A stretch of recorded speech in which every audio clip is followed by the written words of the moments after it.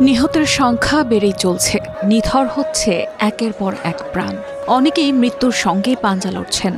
রাজধানীর উত্তরার milestone school and কলেজের বিমান বাহিনীর একটি যুদ্ধ বিমান বিধ্বস্ত হওয়ার ভয়াবহ ঘটনায় প্রাণ হারানোর মিছিলে আরও নাম যোগ হচ্ছে। সর্বশেষ তথ্যানুযায়ী মৃত্যুর সংখ্যা বেড়ে দাঁড়িয়েছে ৩২। তবে এখানেই থেমে নেই এই সংখ্যা। আগুনে ঝলসে যাওয়ার অসংখ্য দেহের আর্তনাদ এখনও থামেনি। অন্তত ১৬৫ জন আহত হয়ে জীবন মৃত্যুর সীমারেখায় দাঁড়িয়ে আছেন, যাদের অনেকের অবস্থাই আশঙ্কাজনক।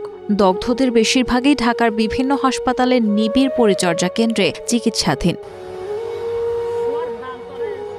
হৃদয় বিতারক একটি খবর আসে মঙ্গলবার রাত ১:৩০টার দিকে। জাতীয় বার্ন অ্যান্ড প্লাস্টিক সার্জারি ইনস্টিটিউটে নিঃশ্বাস থেমে যায় ৯ বছর বয়সী ছোট্ট নাফির। তার শরীরের ৯৫% আগুনে পুড়ে গিয়েছিল। বেঁচে থাকার সব আশা নিভে যায় অগ্নিকুণ্ডে। গণমাধ্যমকে বিষয়টি নিশ্চিত করেছেন ইনস্টিটিউটের আবাসিক চিকিৎসক ডা. শাওন বিন রহমান।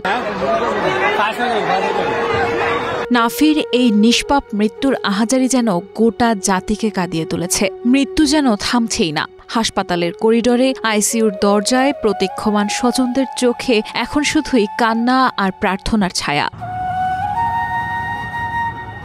আইএসপিআর গতকাল দুপুর ১২টা পর্যন্ত ৩১ জনের মৃত্যুর তথ্য নিশ্চিত করে। স্বাস্থ্য অধিদপ্তরের হালনাগাদ তালিকায় ২৭ জন নিহতের কথা বলা হয়, যাদের মধ্যে ২৩ জন শিশু। রাত বাড়ার সঙ্গে সঙ্গে নিহতের সংখ্যা বেড়ে দাঁড়ায় ৩২-এ। স্বাস্থ্য উপদেষ্টা নূরজাহান বেগম সাংবাদিকদের জানান, নিহতদের মধ্যে অনেকের পরিচয় শনাক্ত করা যায়নি।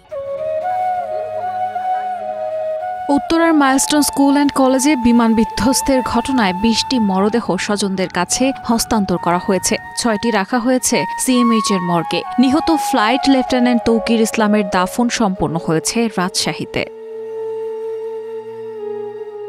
আইএসপিআর-এর তথ্যে জানা যায়, আহতরা ভর্তি হয়েছেন বিভিন্ন হাসপাতালে। বার্ন ইনস্টিটিউটে ৪৬, ঢাকা মেডিকেলে ৩, কুয়েত বাংলাদেশ মৈত্রী হাসপাতালে ৮, সিএমএইচে ২৮, লুবনা জেনারেল হাসপাতালে ১৩, উত্তরা আধুনিক হাসপাতালে চিকিৎসাধীন ৬০ জন, ক্রিসেন্ট হাসপাতালে ১ জন, শহীদ মনসুর আলী মেডিকেল কলেজে ১ জন, ইউনাইটেড হাসপাতালে ২ জন এবং কুর্মিটোলা জেনারেল হাসপাতালে চিকিৎসা নিচ্ছেন আরও ৩ জন আহত। বার্ন ইনস্টিটিউটে ১০ জনের অবস্থা আশঙ্কাজনক, আরও ৩০ জন গুরুতর। চিকিৎসায় যুক্ত হয়েছেন শিশুরোগ বিশেষজ্ঞ সহ অভিজ্ঞ চিকিৎসকরা। সরকার জানিয়েছে সিঙ্গাপুর থেকে চিকিৎসক আনার কথাও। রায়হানা মুন, প্রবাস খবর।